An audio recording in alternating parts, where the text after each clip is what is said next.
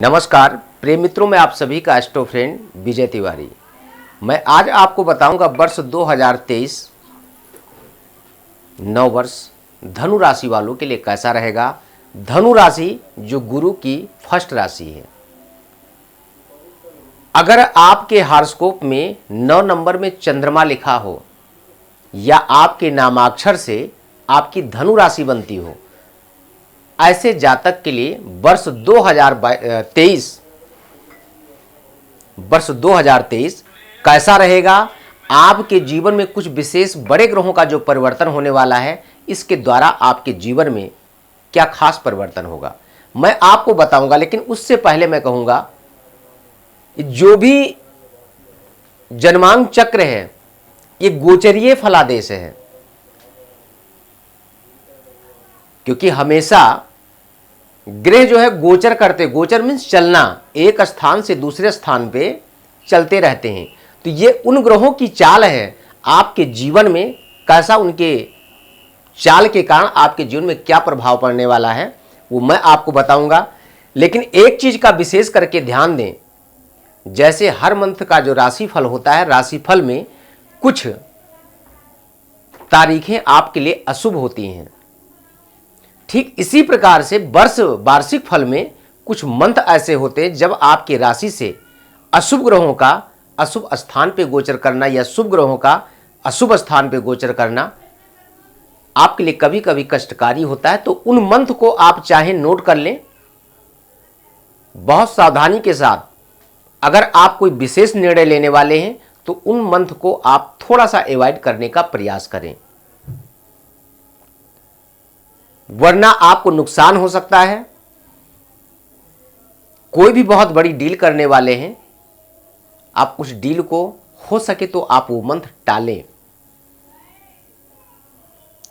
परिवार के साथ कोई निर्णय लेने वाले हैं, भाइयों में या परिवार में या व्यापार में किसी भी प्रकार का अगर कोई निर्णय लेने वाले हैं, यानी बंटवारा, आपसी मतभेद, मिसअंडरस्टैंडिंग, जिनके कारण आपके परिवार में जो एकजुटता थी वहां पे अगर आप एक दूसरे से अलग होना चाहते हैं तो इस मंथ को टालने का प्रयास करें। मंथ कौन सा है आप नोट कर लें। वर्ष 2023 का 5वां महीना यानी मई और सितंबर धनु राशि वालों के लिए बता रहा हूं, जिनकी भी राशि धनु बनती यानी 9 नंबर की राशि बनती है। मई, सितंबर और अक्टूबर, ये 3 मंथ आपके लिए बहुत अनुकूल नहीं है। कृपया करके अगर कोई भी आप निर्णय महत्वपूर्ण लेने वाले हैं तो उस निर्णय को थोड़ा सा टालने का प्रयास करें या विचार करके ही डिसीजन लें।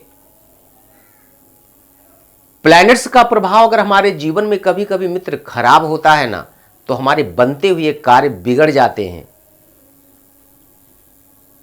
आप कितना भी प्रयास कर लें, लेकिन वो प्रयास जो है आपका विफल हो जाता है, सफल नहीं होता।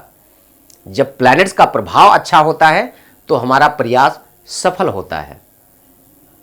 चंद्रमा मन और मस्तिष्क का कारक है। यहां पे अगर आप देखेंगे तो आपके राशि से द्वितीय स्थान पे शनि और शुक्र की युति है, जो 17 जनवरी 2023 को शनि मकर राशि से कुंभ राशि में प्रवेश करेगा। और यही शनि अक्टूबर के मंथ यानी अक्टूबर 2023 में जब शनि रेट्रोग्रेड होगा यानी वक्र अवस्था में होगा, तो इसका परिणाम कुछ और होगा। इसीलिए मैंने आपको बताया कि शनि, देखिए शनि की उल्टी चाल अक्सर आपके परिवार और व्यापार दोनों को डिस्टर्ब करता है। शनि की दृष्टि अगर आप देखें तो तीसरी दृष्टि से आपके सुख स्थान को बाधित करेगा। माता का स्वास्थ्य, पारिवारिक सुख, भूमि भवन वाहन इत्यादि का अगर आप प्लान कर रहे हैं तो थोड़ा सा विचार करके, अगर आप कोई नई प्रॉपर्टी खरीदना चाहते हैं, पेपर डॉक्यूमेंट्स चेक करके, जल्दबाजी में ऐसे निर्णय ना लें कि आपने किसी को 2-4 लाख रुपए दे दिया और वो पैसे आपके फंस सकते हैं। तो इसलिए पेपर डॉक्यूमेंट चेक करके ही आप निर्णय लें, आपके लिए बेटर होगा। एजुकेशन के अनुसार अगर देखा जाए तो एजुकेशन शिक्षा क्षेत्र में जो लोग अभी शिक्षा अध्ययन कर रहे हैं या कोई एग्जाम्स की तैयारी कर रहे हैं, ऐसे लोगों के लिए समय अनुकूल है। लेकिन राहु की युति होने के कारण वर्ष के स्टार्टिंग यानी 17 जनवरी तक काफी ज्यादा आपके मन में एकाग्रता नहीं होगी, जिसके कारण आपका पेपर यानी आपकी शिक्षा बाधित हो सकती है। वर्ष के लास्ट मंथ में अगर देखा जाए तो भी आपके लिए थोड़ी सी कहीं ना कहीं आपके मन में भटकाव रहेगा। मन को एकाग्रचित्त करने का प्रयास करें, आपके लिए बेटर होगा। संतान पक्ष के लिए अगर आपने अभी तक संतान की प्लान आपने किया है, संतान की उत्पत्ति, संतान रत्न की प्राप्ति आप नहीं कर पा रहे हैं,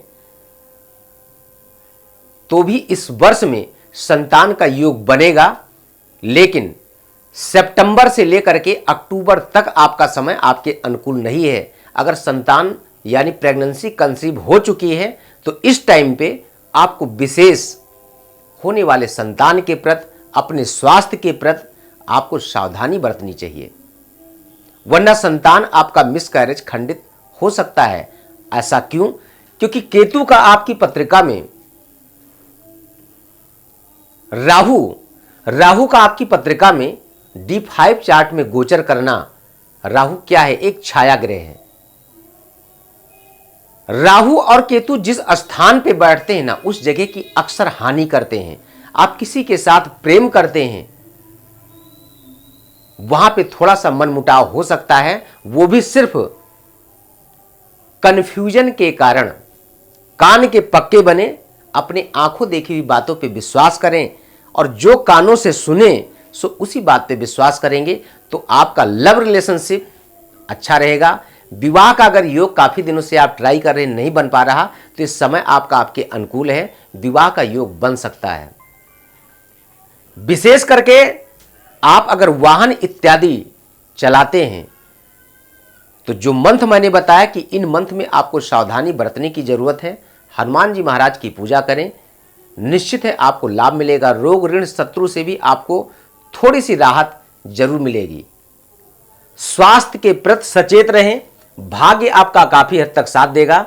और बात करूं लाभ भाव की, तो किए हुए कर्म के अनुसार लाभ भी आपके जीवन में वर्ष 2023 में काफी कुछ आप ख्याति प्राप्त कर पाएंगे। आर्थिक तंगी से अगर आप काफी दिनों से परेशान हैं तो ये वर्ष आपके लिए बहुत ही अनुकूल है। क्यों? क्योंकि आपकी पत्रिका कहते हैं ना, लग्नेश अगर केंद्र में हो बहुत अच्छा माना जाता है, और लग्न भाव का स्वामी आपकी पत्रिका में गुरु हैं, गुरु आपके केंद्र में स्वग्रही होकर के बैठे हुए हैं, तो ये आपके लिए काफी बेटर है। कुल मिला के अगर देखा जाए तो आपके धनु राशि वालों के लिए ये वर्ष 2023 काफी कुछ अच्छा रहेगा। लेकिन कुछ चीज़ों पे आपको सावधानियों की ज़रूरत है, जो मैंने आपको मंथ बताया। कभी कभी जल्दबाजी में मेरे से कुछ ऐसे निर्णय हो जाते हैं, ऐसी गलतियां हो जाती हैं जो हमको कई साल पीछे कर देती। हम उस जगह पे सावधानी बरतें तो हमारे जीवन में शायद उन समस्याओं से हम बच सकते हैं। विशेष अगर आपके मन में भी कोई प्रश्न है तो आप मुझसे संपर्क कर सकते हैं, मुझसे बात कर सकते हैं। अपनी पत्रिका पे आप सशुल्क के साथ मेरे द्वारा आप कंसल्टेंसी प्राप्त कर सकते हैं। अब आपके मन में भी एक प्रश्न उठता होगा कि धनु राशि वालों के लिए इतना कुछ खास है, इतनी सारी समस्याएं हैं, क्या ठीक इसी प्रकार से आपको रिजल्ट मिलेगा? जी नहीं। ये जो कुछ भी मैंने बताया ये चंद्रमा का गोचरीय परिवर्तन है। इससे सिर्फ मात्र केवल 30% आप पे लागू हो सकता है। लेकिन बात करूं अगर 100% की, तो वो आपकी दशाओं पे डिपेंड करता है। दशाएं महादशा, अंतरदशा, प्रत्यंतर, सूक्ष्म या प्राण दशा, इन दशाओं के आधार पे ही आपको फलादेश किया जा सकता है। दशाओं का महत्वपूर्ण रोल होता है। एग्जाम्पल, आपकी धनु राशि है, राशिस्पति गुरु हैं, आपकी पत्रिका में नीच के हैं या उच्च के हैं, इसमें तो स्वग्रही है। लेकिन अगर नीच का गुरु है या किसी अशुभ ग्रह से दृष्ट है या युत है तो रिजल्ट वही देगा। भाई अगर आप काला कपड़ा पहने हैं तो काले ही तो दिखेंगे। व्हाइट पेंट करने से, मकान के अंदर बैठने से तो आप व्हाइट नहीं हो जाएंगे, गोरे नहीं हो जाएंगे। ठीक इसी प्रकार से आपके प्लैनेट्स आपके हॉरोस्कोप में जिस टाइम आपका इस धरा पे अवतरण हुआ, जन्म हुआ, उस टाइम पे ग्रहों की चाल कैसी थी, ग्रहों का इस पृथ्वी पे प्रभाव कैसा था, उसी के आधार पे आपका पूरा जीवन डिपेंड करता है। तो आज के इस वीडियो में सिर्फ इतना ही, लेकिन मैं आपसे पुनः कहूंगा, अगर अभी तक आपने हमारे चैनल को सब्सक्राइब नहीं किया, सब्सक्राइब करें, लाइक करें, शेयर करें और कमेंट बॉक्स में अगर आपके कोई भी प्रश्न है तो आप वो मुझ तक सेंड कर सकते हैं। एक छोटा सा सुझाव मेरे लिए बहुत महत्वपूर्ण है, अगर आपके जीवन में भी किसी प्रकार की कोई समस्या तो मुझसे आप बात कर सकते हैं। जो स्क्रीन पे नंबर दिया जा रहा, अयोध्या कभी भी आप आएँ तो हमारे आश्रम का एड्रेस स्क्रीन पे नीचे चल रहा, उस एड्रेस को आप नोट करके कभी भी आप आ सकते हैं। रहने और खाने की व्यवस्था समुचित की गई है, मुझसे आप मिल भी सकते हैं। तो इस वीडियो में सिर्फ इतना ही, पुनः मैं किसी अन्य टॉपिक को लेकर के चर्चा करूंगा। तब तक के लिए नमस्कार, जय श्री राम।